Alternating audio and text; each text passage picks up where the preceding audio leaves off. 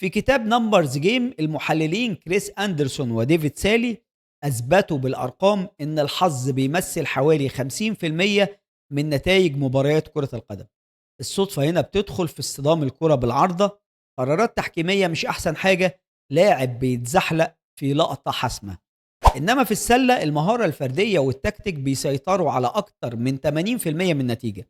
في النهاية العشوائية هي بهارات كرة القدم، هي اللي بتخلينا مش عارفين مين هيكسب لحد آخر ثانية، وهي اللي بتسمح بمعجزات زي فوز ليستر سيتي بالدوري الإنجليزي مثلا.